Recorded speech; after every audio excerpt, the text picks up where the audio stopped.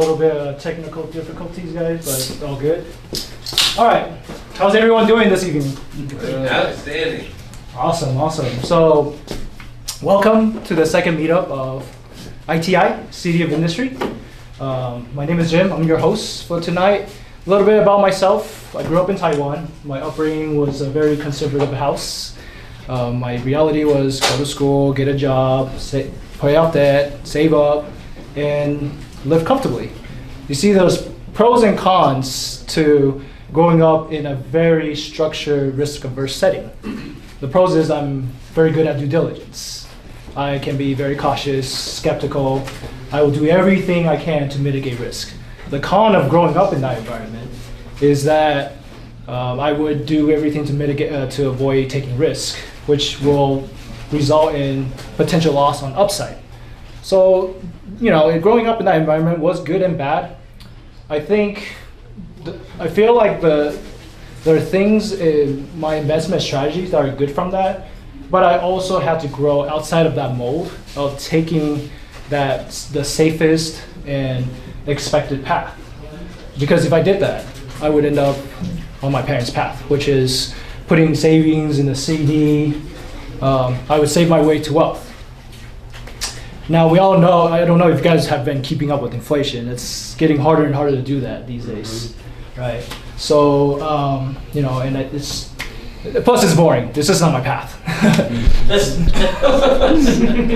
So, coming out of that, I had to, the one lesson I learned and what I had to grow outside of that was get very comfortable, overcome my upbringing and my culture, which is, the idea is it's okay to be safe, but not too safe that I miss out on opportunity, which is why I got into real estate syndication, right? It's a perfect blend for me, where you got, let's take due diligence for example. On one side, you don't want to be the daredevil, risky investor. Let's just go invest in development and see what happens. You're not gonna make it very far, right? On the other side, you don't wanna be turtle up, afraid to make a move. And that's thinking that I'm not going to invest unless I have a guarantee. You're just not going to make any money. So my background really does help. It helps me, I would say, it's my journey of growth plus my background that shaped me to be a natural fit for syndication. And it allows me to take the mitigated, intelligent, safe, but profitable path in order to make wealth, which is what we're here to talk about tonight. Our guest speaker tonight, she has done over $50 million of transaction in 8 different states. She has over 30 years of experience. Talk about wealth of knowledge and wisdom that she's about to share with us. She's been through the highs and lows. She's seen it all. She went from rags to riches, riches to rags, and back again. And she her investment journey is literally a roller coaster ride, which is what you can expect out of this meeting today. So buckle up. You guys are all in for a treat. She used to be a special ed teacher. Now she's a real estate consultant, an advisor, a mentor, mother, and a founder of Phoebe Pasadena. So please welcome Christina.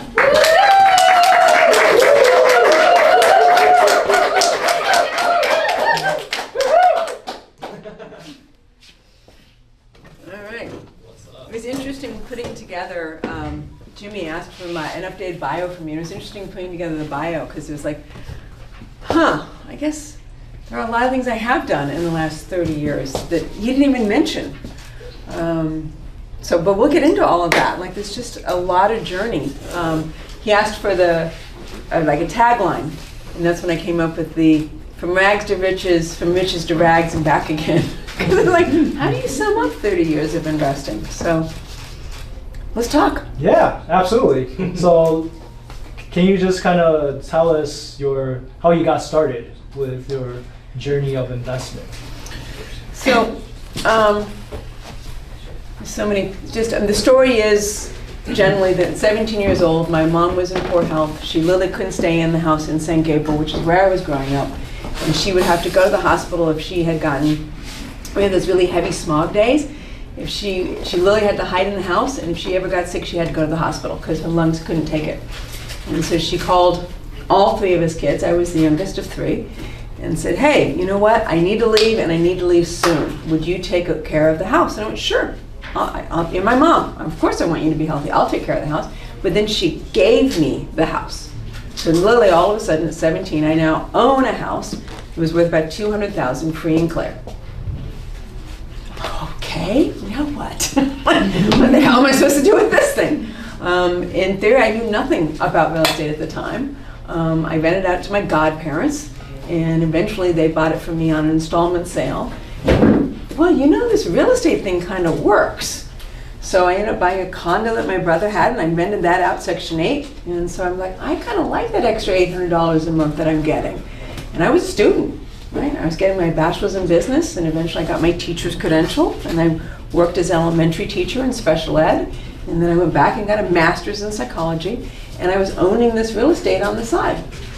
And then in 2000, I remember specifically the home that my mom then moved, and we bought her another house, and I put the down payment on it because I'm like, you gave me the money, let me buy you a house to live in. So I put the down payment on her house, and it had gone from about $350,000 to $1.1 million. And I went, oh, well, crap. Now what am I going to do? I had owned houses and real estate on the side while I had worked all these other jobs, receptionist, special ed teacher, a marketer for a little while, which I got, you know those cold call centers? Mm-hmm. Yeah, I got fired from one of those. So, you know, just stuff along the way. It should be accurate. I walked out and he was yelling at me saying he was firing me. So I don't know which one of us got the bottom line on that one. But you did. I did because I walked out. I actually walked out. Yeah, maybe it was me. But in the end result, this is now years later, and I have developed over time this value in real estate, and I'm like, I kind of don't know what I'm doing. I could buy a whole bunch of single families with that much money coming out of it, or I could buy an apartment building. So I bought my first apartment building, and I started going to real estate meetings, and I started getting educated. Because all of a sudden I went, crap, this is a thing in my life, and this has been easier than this house. This is more joyful for me, and I seem more successful. I was running a small business at the time, and I was renting out a space, of course, I was renting out a space, right, to 90 different teachers who were teaching yoga, sat songs, music classes, stuff like that. And my rent was like, I think, $2,800 a month. And I was barely making my rent while I was also trying to get my master's degree. And but I was making all this money in real estate. And I'm like, do I have a money problem? Or am I just not doing the right thing? Am I not in the right field? And I realized that I don't have a money problem. I was in the wrong field. Real estate was more natural for me. Managing a $1.1 million sale didn't scare me. I wasn't worried or confused. I was just like, oh, well, maybe I need to upgrade my skill set. And that's when I realized that I was built for being inside of real estate, and I wasn't built for running this little business I was trying to run. Wow. So a lot to unpack there. So okay. One thing I want to ask you is, it took me literally a decade to educate and gain my mom's trust to finally invest with me, right? Because she might like me, but when there's money involved in the equation, then all of a sudden, you know, that trust is not there. Not there. You don't have enough expertise. So how did you get your mom to trust you to hand over this such a huge transaction at such a young age? No clue. I can say this. during the downturn, which was an absolute pain in the ass, 2008, 9, and 10, I mean, just it was horrible. It was just, and we can talk all about that. I'm happy to discuss it. My mom wrote me a note, which was incredibly valuable to me, and I still keep it in the drawer of my desk. And she said, "You always were the bravest of my 3 kids. I only learned late in life that real estate was where most people truly make their wealth. And I'm proud of you."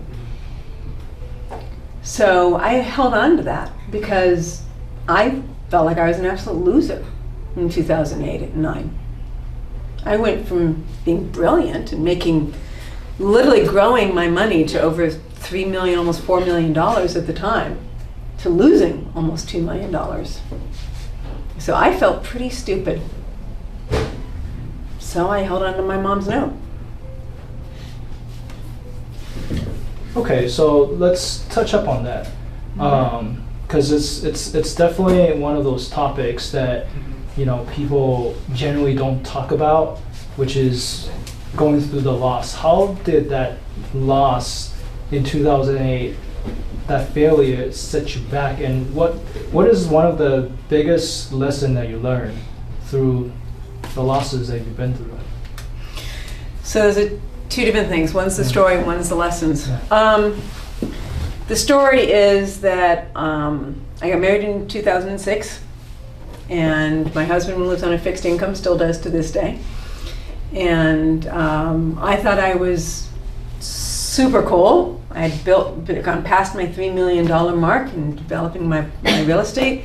I had the income I needed. Some years I had, $400,000, $450,000 between income and appreciation. I had the lifestyle I needed. I was clearly making $150,000 a year. I could live on that, right? And I told my husband, "Don't worry, honey, I got it covered. We can have kids. You're on a fixed income. This is your second family. I'm so smart." And no, I wasn't that smart. Right? I had ridden a dynamic up that was now going down. So I froze for about 6 months, and then eventually I sold it all. I was trying to get pregnant, and so I started selling it all. And I moved over into hard money lending. So what was it like? It was incredibly hard. This was officially my second downturn I'd seen, because I also, I got my first property in '86, and everybody knows about the late '80s, early '90s, right? The incredibly high interest rate, right? Softening in the real estate market then. I saw prices go down on the properties I had at the time, but I wasn't living on the income. I hadn't created an identity around it. I was still, being a teacher, or learning to be a teacher. What it taught me is, one, I'm not that smart. That's one of the things it taught me. It taught me to be humble. It taught me how important my due diligence is, and to not assume I can work hard enough that I can make the deal work, which is what I had assumed previous to that. I can work really hard, but I can't fight against a much bigger process, which is called the economy. So, taught me to be humble, taught me to keep working hard, taught me the economy is the thing that defines the success much more than my hard work or my brains will ever do. And I need to be careful in my due diligence, because there are cycles, and those cycles, I don't usually get a memo, at least at the time I wasn't aware that I could even get a memo on a cycle coming. Now I've learned through due diligence and through watching the economy and being humble and not arrogant, I actually can kind of get a sense for, we're going to see something showing up here, and I can reposition my portfolio today in preparation for that over there. And that's why I'm so hot on the economy, and why I teach it once a year at Phoebe. I do my economic update, and I'm often on the South Bay panel for economics, and I continues to stay connected to it for my clients. So I can have that conversation with my clients about, yes, this is the portfolio we built, and this is the conversation we want to have about how you're going to want to shift that as I'm shifting my own portfolio. I know you love to talk about economy, so we'll get to that later. It's okay. I don't need to spend all day talking about the economy. It's okay. Yeah, really. so Actually, I have this routine from now on that whoever is the guest speaker leaves one question for the next guest speaker. It could be anything about live, real estate. Okay. So Bronson left a question for you about economics, so I'll Oh, ask you. shoot, I missed that one. Okay. So I didn't I'll read do- today's interest rate. I'm sorry. Normally, if I know it's an economics question, I'm like, okay, what's the interest rate? What's the unemployment rate? So here's going back to what you had mentioned, here's the big topic I want to touch upon, which is longevity, right?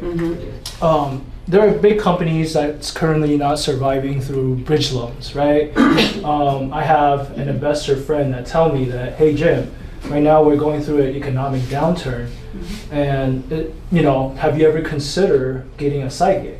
Doing real estate investing, it could be lonely at times, especially during this time, like downturn. Yep. And so my question for you is, what are the things that people can do, because investing is a long game? Should a person get a side gig? Do they pack up and say never again? How do you create longevity in real estate investing? Okay, so let's start with the awareness of what we've already talked about. It's cyclical. Period. It goes up, it goes down. Like I said, 2004, I was flipping in 2 different states. I owned 50 doors direct. I had 300 doors I shared with other people. I redo my net worth about every 6 months for another loan of some kind. I'm like, great, just 400,000. Great, this is lovely. My portfolio's doing what it's supposed to do. But it wasn't sustainable. So there's a couple things you can do, and this was kind of a question that my clients would ask. First is, have a side gig, something you can fall back on. That's what I did in 2008 and 9. I doubled down on my consulting work. I had been a small business management consultant in 2000 when I was running that little business. Then I had 90 teachers, so I ended up consulting with my teachers to help them have better business models, because I had a bachelor's in business and a teacher's credential and a master's in psychology, and it works really well. Consulting puts those all together. So having a side gig makes a lot of sense, something you can fall back on. And what I tell my clients now is, if you have enough capital, don't assume because you have enough capital you're always going to be safe. You have to create an allotment schedule. This specifically focuses on a certain percentage of your portfolio being passive income. And what does that mean? What's my cash cows, right? It might be apartment buildings, might be single families, something that is under leveraged, something maybe you own free and clear, something you own 50% on. So that even if the economy moves, which it will, has everybody noticed the economy moves? Does it notice that it goes up and goes down? It does do that. So you have to craft a portfolio knowing it's going to. Not will it, when will it? And even then, so there's a minimum number you need to live on per month. And I've cut my budget back a couple different times on, I'm living on 150,000 a year. I'm living on 200,000 a year. I need to cut that back by 50%. And I need to be willing to cut that back by 50%. And so if I can do that, if I can choose that, then Lily, I can go, okay, well, this cash cow part of my portfolio is meant to hit this minimum number. And I'm willing to take the cut if I need to take the cut. Because again, it's not about being arrogant, it's about being humble. It's about having a very long race that goes up and goes downhill. And how do you win in a race that goes up and goes downhill? So the side gig is good. My consulting work has been my side gig. Notice I still do it even now. I do it for a variety of reasons. One is it gives me something I can fall back on. But 2, it's really about fulfillment. The consulting work is fulfilling to me. Real estate's fun. But personal fulfillment comes from my consulting work. Yeah. That's where I make a difference in people's lives. And I can see it. I can see the difference I'm making. That's powerful to me. So yes, also having a side gig allows you to not drain your portfolio too early. It allows it to compound. Like I said, I worked as a teacher. I worked as a receptionist. I worked in marketing. I worked in a cold call center. I literally worked as an infant room teacher. So it's been childcare. And that side gig allowed my portfolio to grow from 1986 all the way up to the year 2000. It allowed it to grow without me being reliant on it, without me draining it. The extra income was helpful, but I never perceived myself as living on that. I lived on my job. So I love what she just shared with us. I guess the biggest takeaway I got from there is definitely when I spoke about my due diligence, right? You don't want to be too risky. Mm-hmm. And then you also don't want to be, turtle up and not make a move. So you got to find that balance, right? That's exactly what you just mentioned, where you don't want to over leverage, right? Don't want to over leverage. And then you want to, during the bad times, but it's still good to use leverage as a tool to help you succeed in real estate investing, right? So let me ask you this question. Based on your 30 years of experience, just seeing all the cycles, right? Yes, I've seen a couple cycles, yes. Yeah. What are the common mistakes and pitfalls that new investors encounter, and even experienced investors encounter as well? Okay, so new investors, one of the things I see most commonly is the over-leveraging. If I can put 3% down, I'm going to put 3% down. Then I can buy 5 of them. Wow, really good way to make sure you fall down. I'm just saying. Forgive me for anybody I'm pissing off in the room. But when I see an over-leveraged portfolio, it's super sensitive to any movements in the economy. It's super sensitive to any movements in regional effects. It's super sensitive to a hailstorm, right? It's super sensitive. If you're going to have 5 units that are 3% down, you, in my mind, are badly financed and badly positioned. And I've seen over and over stories of people going, I had 20 doors and then I lost them all. I had 15 doors and then I lost them all. I was so happy I had da-da-da. Okay, so over-leveraging. So it does mean if you can put 5% down, 10% down, 20% down, 20% down is usually relatively safe in the proper market. Like I said, in a more mature portfolio, I'm going to put 50% down. So you have those 2, 3, 5 doors or 2, 3, 5 units at 50% down. That's my cash flow. I'm going to answer the second half. I was at this party and this old guy, literally the old guy had a cane, old guy, right? And he's like, hey, you're in real estate. I heard you're in real estate. I'm like, yeah. All right, young lady, let me tell you something. And I'm like, young. I'm like, dude, not really that young, but sure. I think this was like, 8 years ago, right? So I'm like, I'm not really that young. But I looked young to him and he's like, let me tell you the secret. I've got 4 8-plexes, free and clear. That's the secret. You know what? That is the secret. When you're exiting your real estate portfolio, you pay off your portfolio so that you get cash flow. My neighbor, like Lily Catty Corners, Sicilian couple, very loud. Sicilians talk very loudly. We can hear every argument that they would have. Just saying.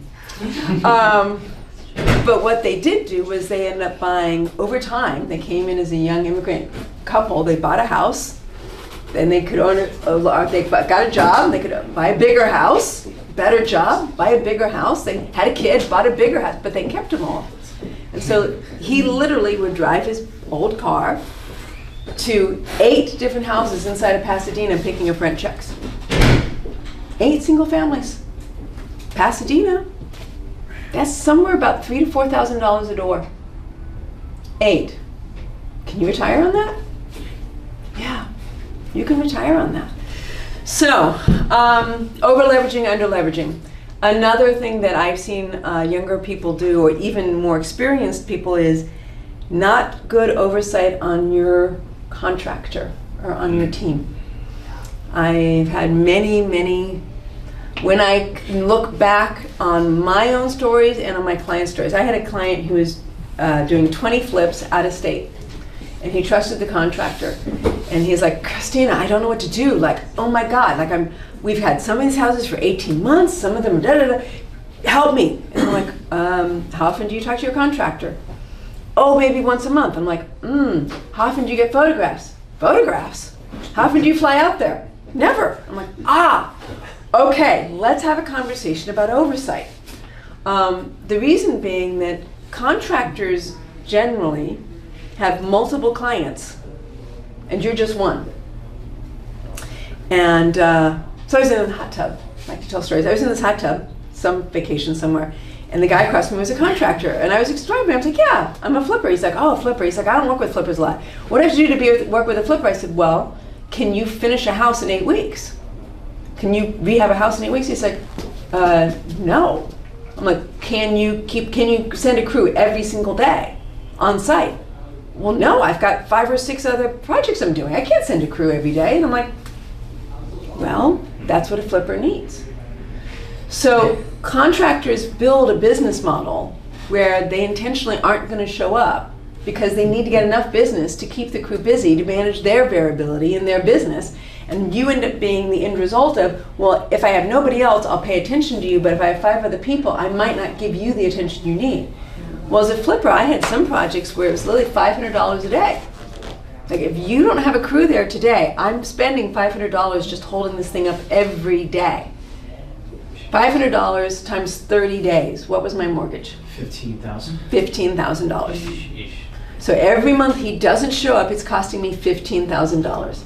I kind of don't give a shit how much you need to pay your crew to get here, right? Because if you're paying them $500, I'm paying you $500, I'm at least saving $500 being lost, right? So oversight on your contractor, oversight on your property manager, treating it like, gee, I don't need to pay attention to it. It's not a job for me, right? Those are the holes I've seen. The lack of oversight and over-leveraging are probably 2 of the most common things that I see. Property management is another one. Property management is difficult. But again, that kind of falls in the lack of oversight bucket. Yeah. So you touched upon the central, the theme there is about building a sustainable team, right? yes. Whether it's looking for the right contractors, looking for the right accountant, property managers, it's a headache, right? To find the right person to be on the bus with you, right? Yes, it So since you've invested in 8 different markets, how are you able to build Build a team? build a team in each of these markets? It's kind of one of my favorite things to do. What are the challenges you had to overcome? To build a team. And what are some tips that you can share with everyone? All right. So a lot of people are like, I don't want to buy out of state. I can't control my team. I don't know it. I don't understand it. It's a liability. I'm like, oh, well, actually, I really enjoy the research. Kind of a nerd. So when I'm going to decide on a new market, so the last time I decided a new market was in Indianapolis. I did research on 4 different markets: Indianapolis, Detroit, Pittsburgh, and Cleveland, Ohio. And why I chose those 4 markets was because I had somebody on the ground that would help me start. They may or may not have been part of my final team, but they'd help me start. So I actually didn't choose the city just because the cities were good. I chose them because I had somebody on the ground who could introduce me around that I could then build the team with. So I love doing out-of-state research. It's city-data.com. Got lots and lots of information on it. I used to have to do my due diligence with the Thomas guy. Anybody remember the Thomas guy? Am I the only old lady who remembers the Thomas guy? Thank you. One other person. We're probably the only old people in the room. And so I used to have to photograph it and tape it together. You still use it, Ed? Okay, good. No. So it used to be, in order to do out-of-state research, I literally have to tape together a bunch of pages to then look at the MLS list that my agent would send me to be able to tag in, oh, this one's this one, this one's that. Now it's easy, you know. I bring up city-data, I bring up Zillow, I bring up a map, I walk the streets on the map, it's all virtual, it works fine, and then I have an idea of where I want to start. Once I identify 3 or 4 different agents I potentially want to work with, I will literally fly in and I'll meet with 2 agents. And I'll have the agents, I don't care if they're showing me the same houses, I will have agents walk me around and I go, who do you work with? What contractors do you recommend? What property managers do you like? What neighborhoods do you think would bring good value? I want to buy this type of property. Where should I be investing? And just by walking around and literally like driving down the street and seeing a contractor, like Lillian, would you stop for a minute? Hey, you're a contractor. Can I get your card? And so literally just, and I often don't end up with the exact original team member I started with. Usually I develop it over time by meeting with people and actively engaging. I'll give you an example. Indianapolis, I was talking to 3 different contractors. because I had found 3 different numbers. One came from this recommendation, one came from that recommendation, one was completely random. I talked to one, hey, blah, blah, blah, I'm doing this. He's like, okay, that's great. That sounds really great. Well, when you got a property, why don't you give me a call? I talked to another one. He's like, well, I don't know if that's a good neighborhood or not. And then I talked to the third one. He said, sure, no problem. I'm a flipper. I know which areas to buy in. By the way, here, let me send what's your email. Oh, let me send you your email. Okay, here's my license. Here's my general contractor's number. Here's my insurance and my bond. And I went, dude, you know what you're doing.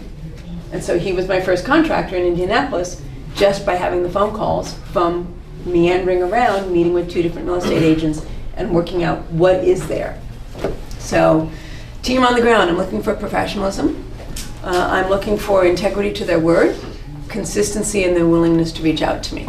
Those things you can usually work out within 2 or 3 phone calls with somebody. Sounds good. Yeah. So let's switch up the gear a little bit and talk about economics now. Okay. So the question from Bronson is, what do you feel about the market right now and the economics? How does that relate to real estate? Okay, investing? so what we've been seeing is high interest rate environment, right? So that's obvious. What it's created, like I said, I was investing in the 90s, late 80s, early 90s. I saw the dot-com bust. So I've been investing in stocks off and on all my life, and I've invested in real estate since I was 17 consistently. So I seen the dot-com bust, and I saw the 2008 and 9, and then 2015 when the market kind of paused and then went on. Every single time it's a different thing that is the trigger, but every single time the Fed has a limited number of things it can do. It can increase interest rates, it can increase or decrease quantitative easing, right? It can try to get the federal government to adjust its budget in order to feed certain monies into the economy in different ways. But there's only a limited number of tricks or triggers that can be pulled. So in 2000, it was single family. That's what got hit. It was a lot of bad loans, over-leveraged loans to creditors, to people who didn't have the money to actually do well. In this time, it is the interest rate itself that is actually the inflation created. One would say inflation created due to supply constraints during COVID, which is what the Fed was saying. Or some might say due to an incredible amount of cash showing up in the system because of COVID. They were anticipating a shortfall of about $5 trillion. So the Monetary Fund put out a projection by country as to what they thought the shortfall would be in the GDP due to COVID. And their projection for the United States was between $5 to $6 trillion. We put out $3.5 trillion between tax incentives and actual cash to locals. We basically overfunded COVID. We ended up with more cash in the system than we intended to end up with the extra in the system. And so we ended up with hyperinflation. We had more cash and more demand than we had supply. So this time, it's the high interest rates that is the thing that is breaking the system. And this time, because single families were more stable than 30-year fixed loans at very low interest rates, it's the multifamily, which has the variable interest rates, that end up paying the cost this time. It changes from time to time. So what does that mean? It means that single family still has a supply problem. We still don't have enough single family residences or even apartment buildings to serve the amount of population we have in the United States. We were 3 to 6 million units, 3 to 5 million units, depending upon what numbers you looked at, shy when we finished COVID. We now supposedly have built 1.6 million in units, and we're still at least 1.5 million shy in having enough units on the residential level. But multifamily ended up having variable loans because effectively it went upside down. The interest rate was higher than the cap rate. Why? 2009, multifamily became the flight to safety. And ever since then, the cap rates on multifamily have been incredibly small. 5%, 3.5%, or you look at a listing that says it's a 5 cap, And it's not really a 5 cap. Having owned apartment buildings of my own in a couple different states, that's not a 5 cap. Just saying. Right? It's average going to really perform at a 3.5 cap when you're done. Right? So you're buying buildings that have a 3.5 cap on it, but then you're trying to get a loan on it, and the loan is already, even if the loan was low, the loan is a 4 or 5% loan. So now you have the problem of needing to do bridge debt because you don't have enough in the deal. The margins were too tight, the cost was too expensive, so we ended up getting, like in 2004, 5, and 6, not very safe financing. You had that same problem on your multifamilies. You're paying a little bit more for your interest rate, even before the interest rate increased, than you were actually making in your true cap rate. So it ended up being kind of unstable. As you increase the interest rate, you've got a variable rate, because almost all of them in the multifamily market are commercial loans by definition, because it's 5 units or more. You end up with an unstable environment. Interest rate went up. The multifamilies that had the biggest problem. So that's what it means for real estate. As the interest rate goes down, when is the interest rate going to go down? Crystal ball. Anybody got a crystal ball? Should we do a crystal ball? Max has a crystal ball. I'll borrow your crystal ball later, Max. As interest rates go down, Found it in my basement. you found it in your basement? My landlord's You could afford The landlord's My basement? landlord's basement. All right. I'm looking forward to seeing it. Does it say what the interest rate's going to be at the end of 2024? I can't read it. You can't read it. It's Chinese. Okay, I'm going to go ahead and drop that because we're going to go way off subject here. As interest rates are going to go down. They are going to go down. Multi-unit prices are going down. They were 20% down by the beginning of this year. I now hear that multi-unit prices are generally, that 80% of multifamilies are potentially underwater by 20%. So there's a difference between the value of the building's gone down by 20%, and now the thought is, wait a minute, the value of some of those buildings is down 20% below the loan. That's what 20% underwater means. 20% below the loan. So we're still going to see this unfold for a little while, even as the interest rate drops. Does it mean multifamily is unstable or the multifamily is a bad asset? No. Multifamily is a perfectly good asset if it's well structured financially. It's still an asset that can be rehabbed. It's still an asset you can force appreciation out of. It's still housing that people need. We're still 1.5 million units short. Right? We still need a place for people to live. Multifamily itself as an asset is still the golden child, but badly financed. So that's why we're seeing the fallout. Prices are going down. There's going to be opportunities to buy in, and interest rates have fallen a little bit, just a little bit. Right? We're still willing to finance them. Fannie Freddie is still willing to finance them if they're really good deals, and we're starting to see prices show up that make some really good deals. So if I would invest in a multifamily now, I'd feel much more secure about it, because it's not going to be a 3.5 actual listed as a 5 and actually a 3.5 cap. It's going to actually be a 6 cap, and I might actually get a rate on it that is 5.5. Or might get a rate on that's 6%. There's a point where that's going to make a lot of sense. Or I'm buying it at an 8 cap and my rate is 6 because I've got Fannie and Freddie on it, because it's an actual performing building. And you need to have the arbitrage the right direction. Right? So I would consider investing in multifamily deals today if my arbitrage is the right direction. If my financing is solid and I don't have a lot of mezzanine debt on it or a lot of preferred equity in the deal. Because that also makes it unstable. Did that answer your question? Yes. Did it more than answer the question? Did I go too long? You said you want economics, sorry. Yeah, that's fine. It's perfectly fine. So I'm John, hearing good question. I'm hearing inflation.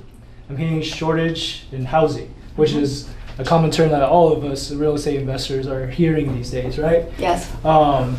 With so much volatility in the world, with the war going on in Russia, with AI taking over the world, what are some key economic indicators that you're paying attention to?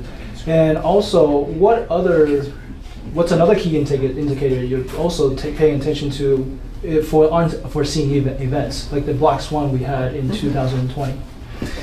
So the resources I use are Business Insider, Fred, the St. Louis Fed, F-R-E-D, Fred. I do listen to just general news, the Wall Street Journal, LA Times gets delivered to my house. I used to read The Economist. There are some sort of alternative websites. Shadows, does anybody read the Shadow Stats? Right? Shadow Stats or Shadow Statistics.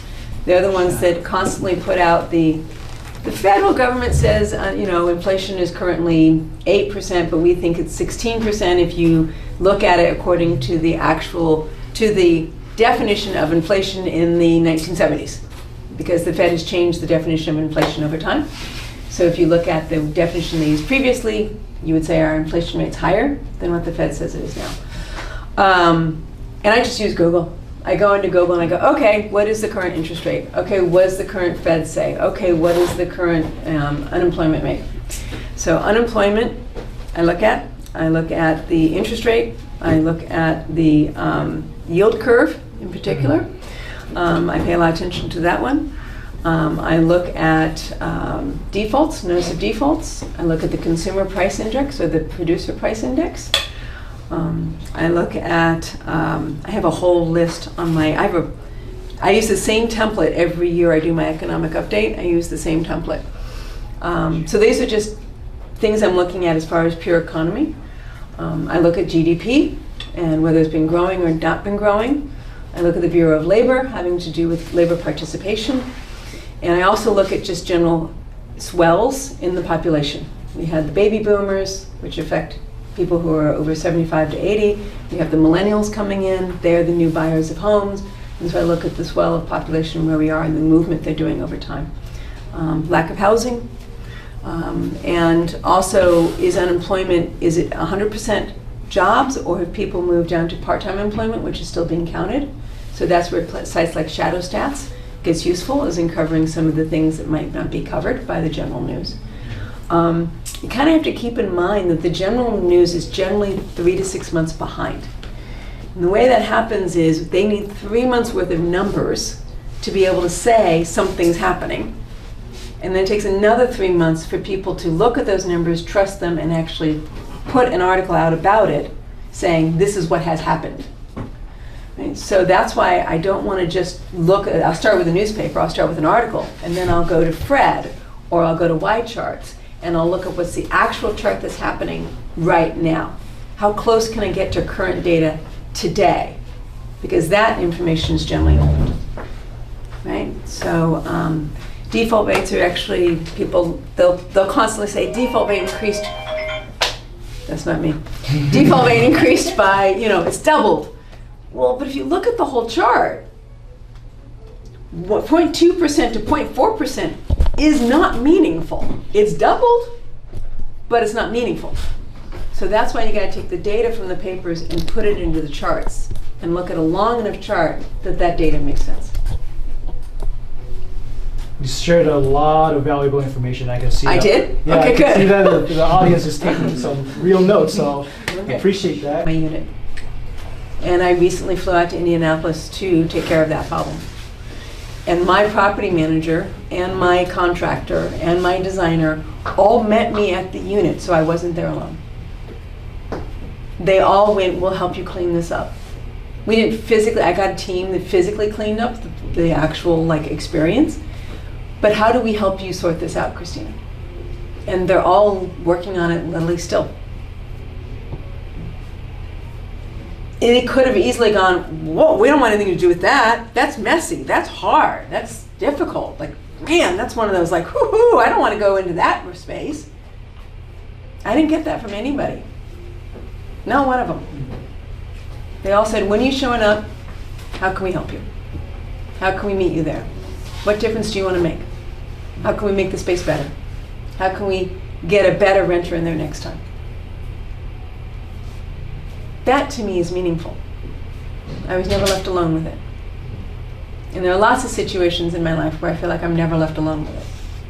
I've got people who show up because I've tried to show up for them.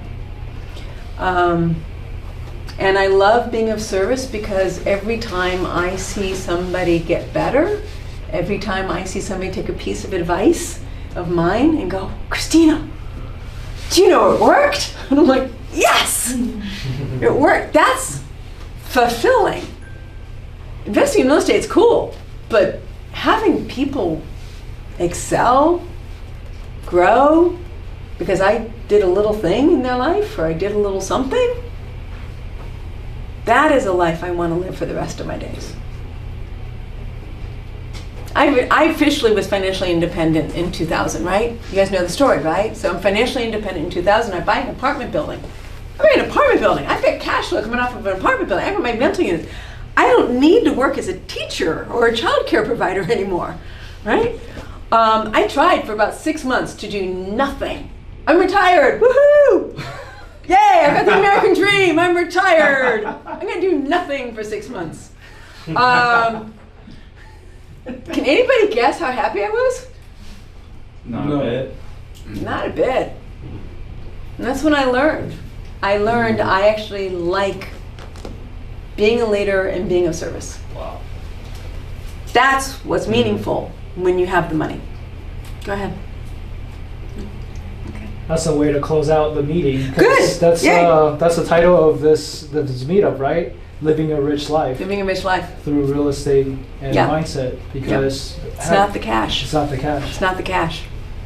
I have consulted with people who make $2,500 a month off their real estate, and people who had $50 million in assets, performing at $1.5 million to $2 million. And why are they meeting with me? Because they wanted to have a life that felt free. It's never been about the cash. People think someday when I have enough cash, I will be free. We all have the experience in our head, right? We all know it. We can see it as a picture, right? Every one of us has a picture in our head of what it looks like when I have enough cash. This is the freedom I'm going to live. But it's not the cash we're longing for. It's the freedom we're longing for. Well, let me give you a tip. You don't have to wait till you have enough cash to know that what you want to develop is a life of freedom. That can start right now. And that commitment to living a life of freedom that's either of service or paying it forward or taking care or having a great artwork, whatever it is that is your gig, you can start that now. That's the most loving thing that you can do for yourself. It's not working hard to get the extra cash. It's engendering freedom today. That's kindness to yourself. Woo! That was powerful, right, guys?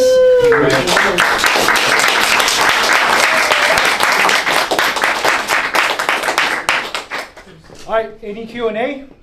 We're now. Okay. Yes, you did have a question. Well, I just want to first of all say thank you for sharing your story. It was very much, it resonated with a lot of us. I used to be a substitute teacher for special ed. Yeah. And I have to say that it has impacted me in a lot of ways in my current situation right now. I think it enhanced my communication skills. It taught me a lot of empathy and patience, especially in my current profession. How has being a special ed teacher impacted your life as far as in your profession, real estate, or any kind of realm in your life, whether past or present? It helped me understand, remember I talked about discernment versus judgment, and how judgment doesn't help. So when you're in a special ed situation, you're dealing with an autistic kid having a fit because they're overstimulated, they're in an environment that has too many variables or too many people in it. My having a judgment about that serves nothing. My accepting the kid that's in front of me and assessing what's happening there is the basis of having a solution set. And it's one of the kindest things I can do for the kid, is not go, what's wrong with you? Or, gee, you just need to calm down. It's, no, my job as a special ed teacher is to understand what your trigger is, why you got triggered, and how I can create a solution. Real estate's not any different. My job in looking at a building that has a problem, which I'm thinking about buying. By the way, just because it has a problem doesn't mean you don't want to buy it. As a matter of fact, one of my best understandings is understanding that if that has a problem that I can solve, that's how I get paid, right? Used to have a friend who specialized in foundation problems. Red tagged, you can't get a loan on it. So he'd buy it all from investor money, he'd lift the fricker up, he'd fix the foundation underneath, he'd put the foundation back down again, and he'd refinance it, everybody out. So the special ed helped in the emotional intelligence, it helped in understanding team management, but most importantly, it helped me to understand I'm responsible for not freaking out, but holding myself steady so that I can find the solution. Whether it's an autistic kid or a house that's having a problem. Yeah, thank you. Ed? You mentioned that when you're creating your safe harbor, you only put like 10-20% in high risk. So what's the percentage that you put in cash cows? Well, it's a math problem. So I happen to put, I like to think of it as thirds. So I put a third in cash cows and a third in mid-risk. Oh. Right? That's how I think of it. But the way you do it for your portfolio is, remember I said there's a minimum number you need? Yeah. Right? So that's your cash cow number. Right? I need 10,000. How much of my net worth do I need to get $10,000 a month or $100,000 a year? Right? If I can get 8% off of, and I want $120,000 a year on 8%, that's $1.5 million that I need to have in safe, earning me 8% for me to get $10,000 a month, $120,000 a year. Right? If I can get 8%. So it's a math problem. Right? And that math has changed. I used to live on $75,000 a year back when I was a teacher, right? And I had teacher salary and a little bit extra cash from real estate. So I gave you a couple guidelines so you can do the math for your portfolio and what that means. Okay? Because you have a minimum number you'd like to meet. It might be 50% of your portfolio. Okay, fine. It might be a third. Fine. Might be a tenth. Great. You know, I worked with a couple sisters, and they had inherited 20 buildings, apartment buildings in LA from their dad, and they were all C-grade apartment buildings, and they hated them because their dad would get up at 2 o'clock in the morning and complain about having to go fix another toilet because he wouldn't have property management. He managed all 20 himself.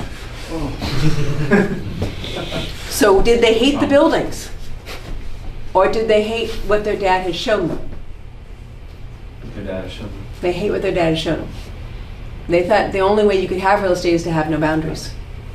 So the conversation became, okay, so which one of these 20 buildings, now what do you girls need? Which one of these 20 buildings can do that? And what's your number so we can move you into other investments that will help you guys hit your number? And it doesn't have to be that you're at the mercy of a portfolio. Right? So that's just an example of doing the number that two girls needed so they didn't feel trapped in a portfolio. You can feel trapped in a portfolio the same way you feel trapped in a job. They did. Does it help, Andy? Does it help, Ed? Yeah. And hopefully I put a story behind it so that you Yeah, can get the flesh and blood on it. Okay. Any other questions? Yes. Christina, you mentioned earlier about like multifamily got better right now. I mean, is that? I think you said it was a higher cap right now. Yes, multifamily? yeah, right. So would you say it's a little bit less risky, or would it be beneficial because rents are higher than ever still to go in right now if you can go in at the right property? Yeah, if you can go at the right price, it's not risky. I don't think the Fed is going to continue to increase interest rates. We're starting to see inflation slow down. We're starting to see unemployment expand. We needed to see that. Mm-hmm. The Fed didn't try to target multifamilies that were badly structured to cause them to fail. That was not the Fed's target. That was not their intention to create that. That is what happened. What their intention was to manage that they were 6 months behind on inflation, right? Right. Yeah. If you look at the chart, you see that Fed, that usually as soon as the interest rates, as soon as inflation starts to go up, they're usually within 2 to 3 months right behind it. There was a noticeable lag. If you look at the chart, boom, boom, boom, boom, every time, they're usually almost right on top of it. There's the increase in inflation, there's their increase right behind it, you're only seeing a small lag. You look at the chart, there was a gap like this. in this chart this time. They were that far behind because they believed what they were saying, that it was a supply and demand problem having to do with COVID, right? Until they didn't believe it anymore. I don't think that the Fed is going to continue to increase interest rates to solve the problem that they're having, which is inflation. It was looking resistant, but now I think they're seeing the softening that they're looking for. I just don't know when. I don't have a good crystal ball. Max supposedly has a good one. I don't know when they're going to decrease rates, but I wouldn't assume until end of 2024, beginning of 2025. That would be my personal projection, and I reserve the right to change that in 3 to 6 months, right? But if you have positive arbitrage, if you can buy a building and you can get the interest rate on your loan to be less than your actual cap rate, and then you can force appreciation out of it, that's always a good buy. Do you think we can still keep the appreciation going, just like in the sense that? We'll force appreciation out of it. So you Force it, force yeah. appreciation by upgrading units and increasing rents, Right. right? So that works whether markets are going up or whether markets are going down. That generally works. And rents are higher, right? So if you can lock in a longer lease right now, you're going to benefit You're going to longer term, right? Or Okay, so that's a nuanced side of that. So let's break that down for a minute. So right now rents are high, have been higher, right? They Yeah. went up 16% 2 years ago for the entire year. I don't know how much they went up in 2023, but I think it was also a very high increase. We're still short on housing, so we're still probably going to see rents be stable, but they're not appreciating the way that they have previously. So it's a cushion around rents having to do with the supply and demand and the lack of units, right? totally. So I don't think rents are going to go hugely down, but, sounds weird, but we're seeing an increase in unsecured debt defaults, 30% in some states, credit card debt. So as people run out of money, they run out of money for rent as well. When they start running out of money to pay on their credit cards, they start running out of money for rent. So, but will rent actively go down? Probably not in in all of California and in the other high appreciating markets, probably not. Is it going down in Boise, Idaho? It might be. I don't know.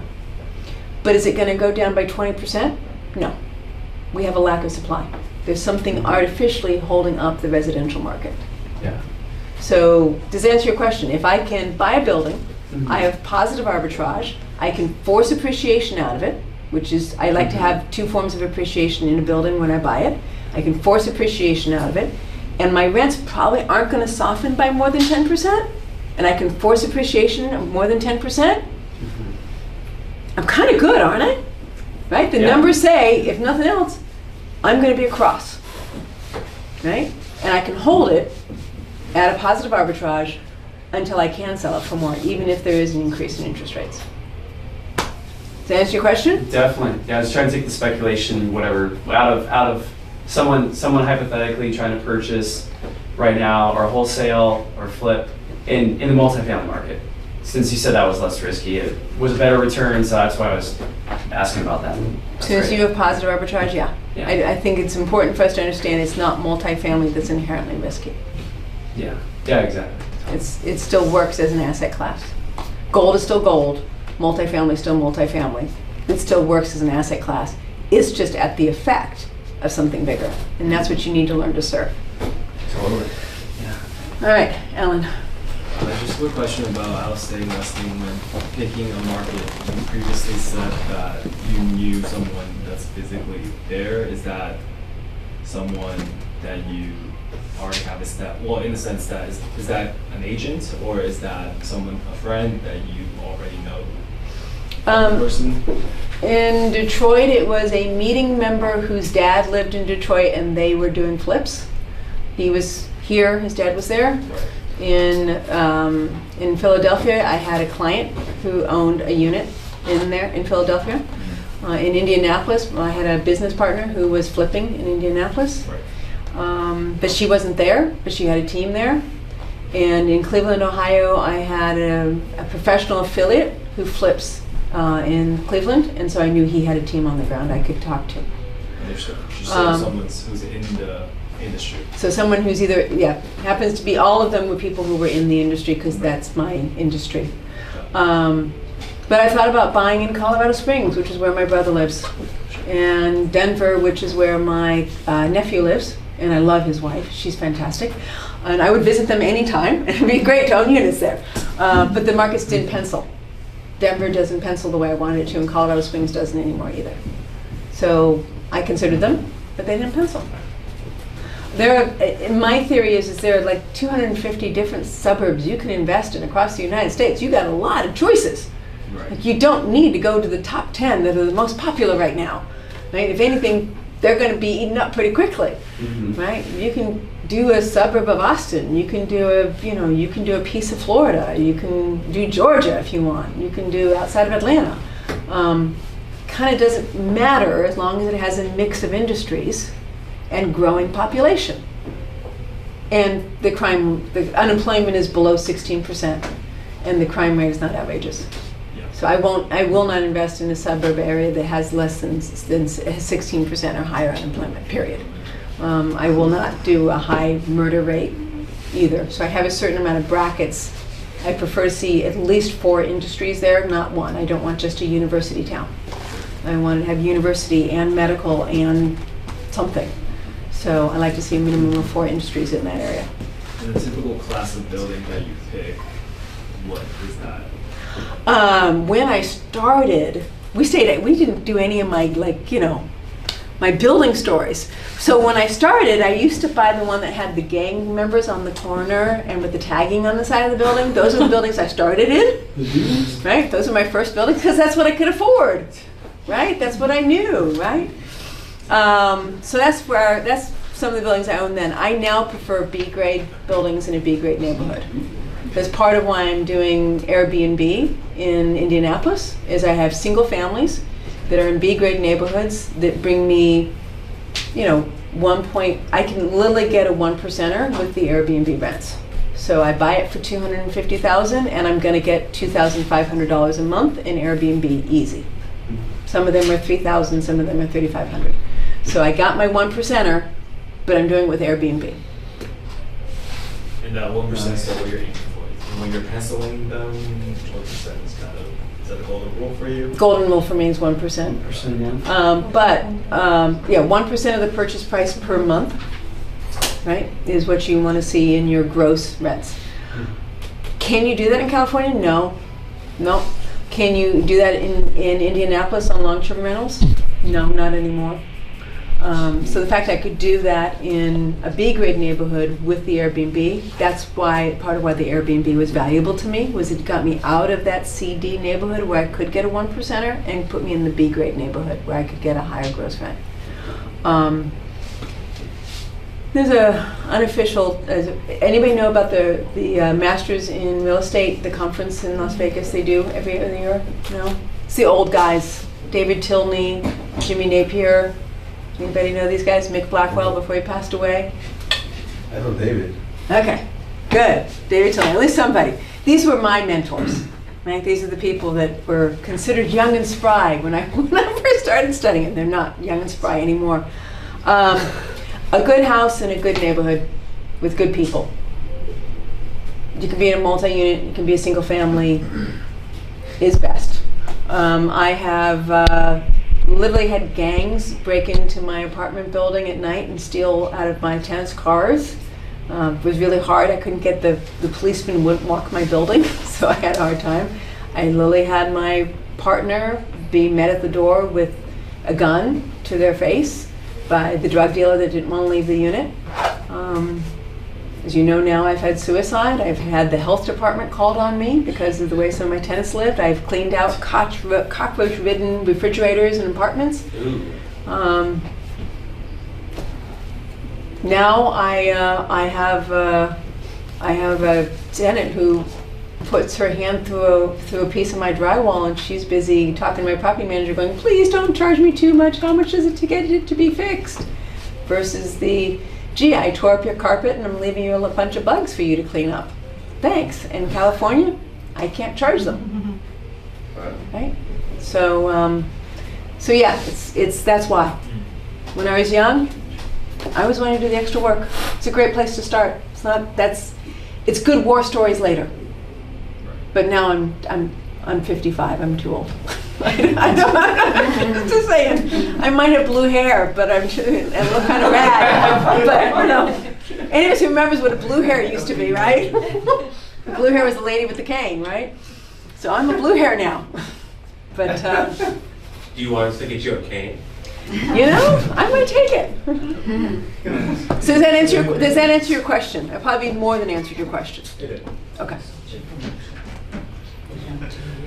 Any more questions? Well, I just want to acknowledge you for being here today. I really appreciate it because even with you being under the weather, sharing your life lesson with the crowd and just telling your stories, make it easy to understand. Wasn't that great, guys? Yeah.